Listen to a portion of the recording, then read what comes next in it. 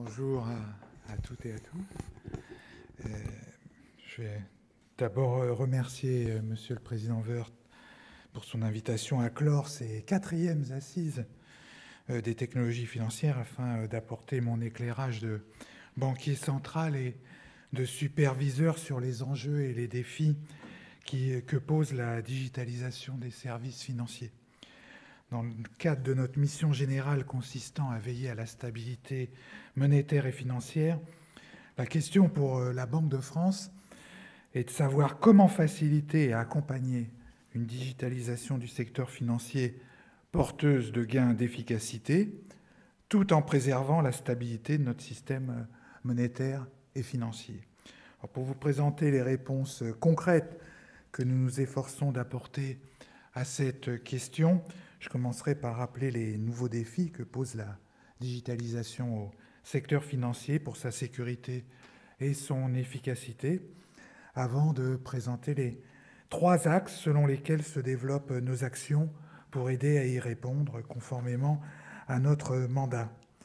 Du point de vue de la sécurité, le risque informatique ou risque cyber est un enjeu majeur lié à la transformation numérique en cours du système financier. En effet, la transformation numérique augmente très sensiblement la surface d'exposition des acteurs du système financier au risque cyber et donc leur vulnérabilité à ce risque.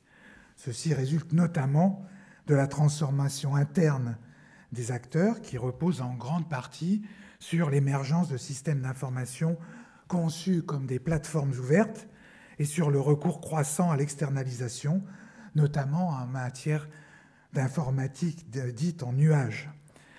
La situation sanitaire a considérablement amplifié cette exposition. Le large recours au télétravail s'est accompagné du déploiement massif de nouveaux outils collaboratifs, de nouveaux logiciels. Cette mise en place, parfois hâtive, de logiciels tiers et de nouvelles organisations du travail a amplifié la vulnérabilité générale du secteur. Cette augmentation de la surface d'exposition appelle d'autant plus l'attention que la menace de cyberattaque évolue en permanence et se sophistique. Du point de vue technique, la diffusion des outils de piratage clés en main et la hausse généralisée des compétences informatiques expliquent en partie cette évolution. Du point de vue économique, le caractère rémunérateur de ces attaques explique la multiplication des candidats au hacking. Sous l'effet de cette double évolution, le risque cyber a ainsi changé de dimension. À l'échelle de l'entreprise, il est un risque opérationnel majeur. À l'échelle du système financier, il est désormais un risque systémique. Du point de vue de l'efficacité, les innovations numériques dans le secteur financier offrent des opportunités, c'est clair, mais aussi sont porteuses de risques. Ces innovations, et en particulier l'utilisation de technologies basées sur les DLT, portent en effet un potentiel d'amélioration du fonctionnement des infrastructures de marché et des moyens de paiement, dans le sens notamment d'une rapidité accrue des transactions, d'une réduction du nombre des intermédiaires et d'une réduction des coûts.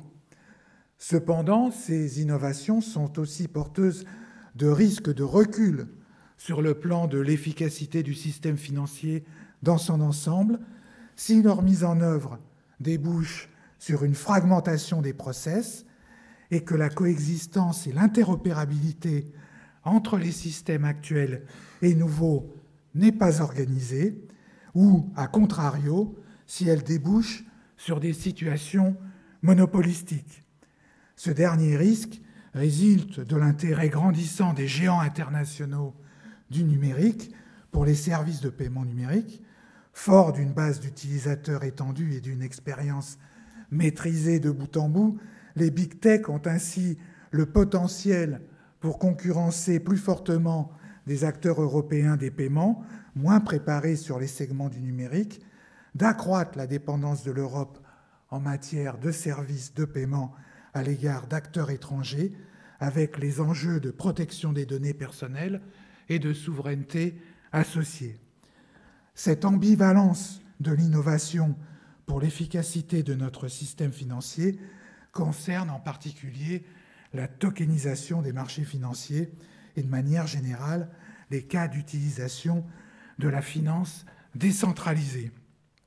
Enfin, l'innovation dans le secteur financier, en particulier l'apparition des big tech et le développement de nouveaux actifs de règlement sous forme de crypto-actifs, soulève de nombreux enjeux en matière de souveraineté et de stabilité monétaire.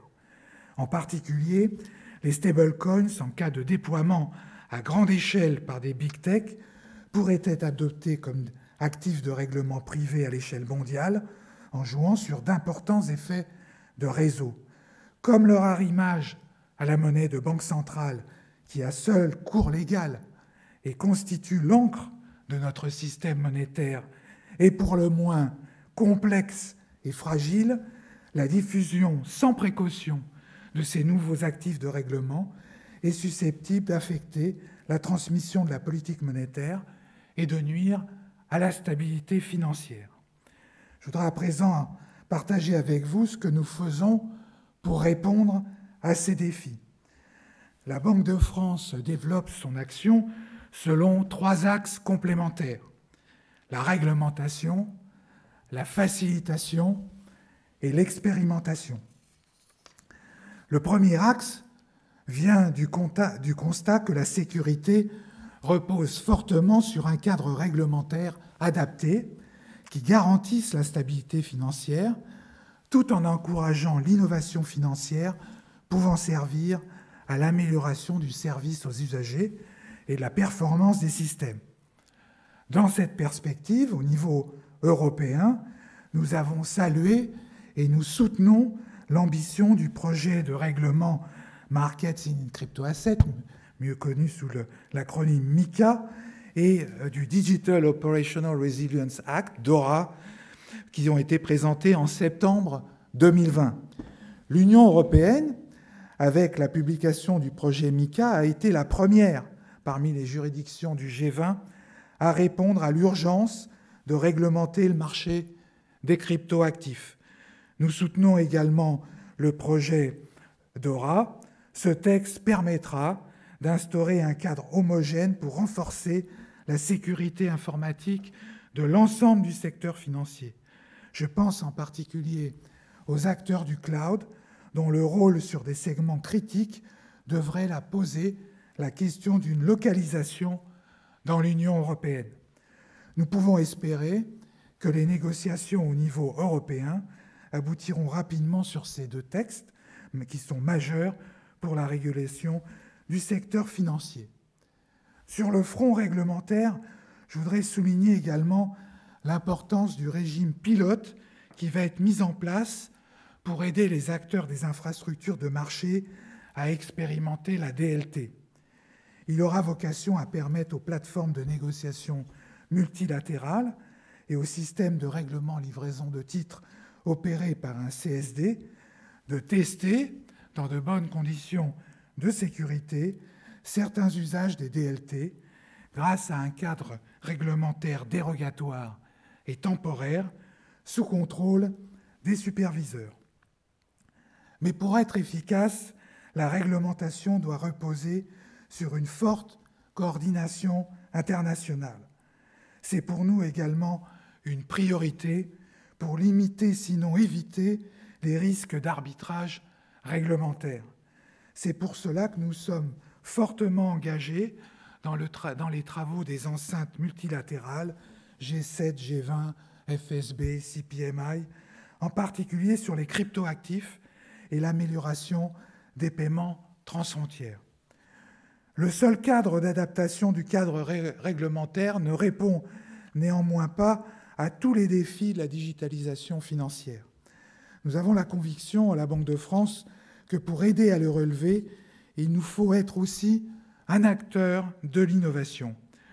Pour nous, cette intégration dans l'écosystème d'innovation européen prend d'abord la forme d'un engagement pour faciliter et accompagner les initiatives qui peuvent contribuer à assurer la diversité et la mise en concurrence de solutions efficaces et adaptées aux besoins des utilisateurs. Nos institutions, comme le Lab de la Banque de France, sa direction des infrastructures, de l'innovation et des paiements, le pôle FinTech Innovation de la CPR, avec son forum de place FinTech commun à la CPR et à l'AMF, sont pleinement mobilisés pour faciliter et accompagner la croissance de ces initiatives. Parmi celles-ci, 3 méritent particulièrement d'être mentionnées.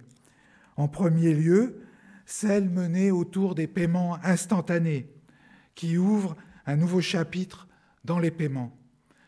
En second lieu, la poursuite de l'open banking grâce aux travaux de place européens sur les API. Enfin, la dernière, et non la moindre de ces initiatives, c'est celle qu'on appelle European Payments Initiative, EPI, qui offrira une solution pan-européenne pour les paiements du quotidien, aussi bien grâce à une carte de paiement que sur téléphone mobile, couvrant ainsi tous les usages des citoyens européens. Alors que des décisions très importantes doivent être prises à l'automne sur le lancement effectif d'EPI, je veux rappeler ici le soutien de la Banque de France aux côtés des autres banques centrales de l'Eurosystème et de la Commission européenne. Nous comptons sur vous tous, acteurs de l'écosystème financier, pour assurer la concrétisation de cette opportunité absolument unique pour l'Europe des paiements. Notre soutien actif à l'innovation financière a pris également la forme d'un programme ambitieux d'expérimentation d'une monnaie numérique de banque centrale. De nombreuses banques centrales ont engagé un travail sérieux sur l'émission d'une monnaie numérique de banque centrale, si elle s'avérait nécessaire, pour préserver le rôle d'ancrage de la monnaie de banque centrale à l'ère numérique. C'est une problématique forte face aux tendances à la numérisation des marchés financiers et des paiements et à l'apparition de nouveaux acteurs non bancaires en matière d'intermédiation financière. À la Banque de France, nous sommes convaincus de l'intérêt d'une approche expérimentale sur la monnaie numérique de banque centrale. Nous apprêtons ainsi à finaliser notre programme d'expérimentation sur la MNBC interbancaire, ou de gros, pour éprouver si et comment elle pourrait contribuer à améliorer la performance, la rapidité, la transparence et la sécurité des transactions entre grands acteurs financiers, et notamment pour les paiements transfrontières. En parallèle, la Banque de France est également fortement impliquée dans la phase d'investigation de l'euro numérique de paiement de détail à destination du grand public pour les paiements du quotidien que l'Eurosystème a décidé de lancer au mois de juillet. Pour conclure, je souhaiterais partager avec vous cette observation.